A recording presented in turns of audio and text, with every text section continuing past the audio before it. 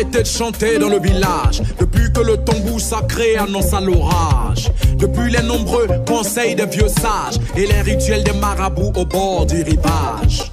La nouvelle fut dite par la plus vieille barbe, sous l'ombre du plus vieux témoin, le baobab.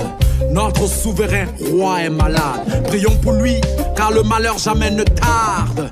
De frapper à la porte de l'inconnu, mais de sa majesté le roi, qui de nous l'aurait cru. Il y a les forts, les faibles, les peureux. Il y a déjà ceux pour qui la santé du roi importait peu. Il y a ceux qui craignent pour la population et ceux qui déjà sucent le son de la succession. Le village avait changé de visage, rien du futur n'annonçait un bon présage. Des notables aux griots jusqu'aux sages, tous étaient devenus de nouveaux personnages. Le chapeau du chef flotte dans l'air, les têtes se cognent pour savoir qui le portera. Que la paix aille mourir à la guerre, pourvu qu'il y ait une tête qui soit couronnée roi.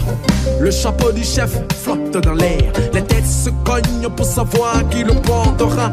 Que la paix aille mourir à la guerre, pourvu qu'il y ait une tête qui soit couronnée roi. Petit à petit, comme un effet magique, chaque notable découvrait sa différence ethnique. À chaque enfant, on comptait l'ingratitude de la race venant du nord ou de ceux venant du sud. Entre sages et notables, deux camps. Les frères, les fils et les cousins du roi, deux camps. Entre autochtones du village de Caen, plus personne ne se rendait désormais au champ.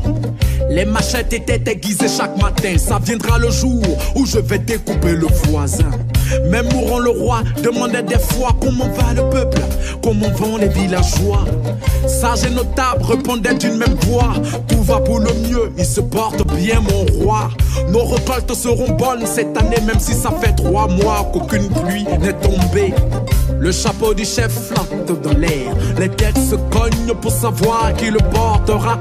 Que la paix aille mourir à la guerre, pourvu qu'il y ait une tête qui soit couronnée roi.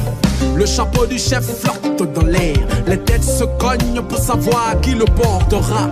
Que la paix aille mourir à la guerre, pourvu qu'il y ait une tête qui soit couronnée roi. Le problème d'un roi est la distance entre la vérité reçue et ce que le peuple pense de lui. Malgré la tension qui devenait immense, c'est sur les mêmes mélodies que le griot du roi danse. Le miel attire les mouches, la pourriture aussi. La royauté attire du monde, mais la chute aussi. Les riches ont fait partie, femmes et enfants. Dans le village, il ne restait que les familles des pauvres gens.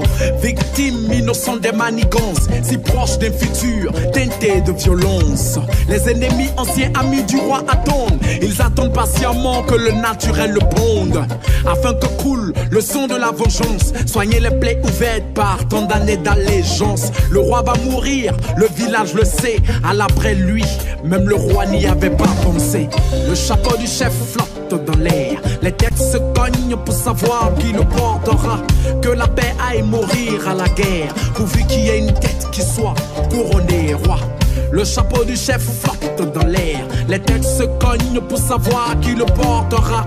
Que la paix aille mourir à la guerre, pourvu qu'il y ait une tête qui soit couronnée roi.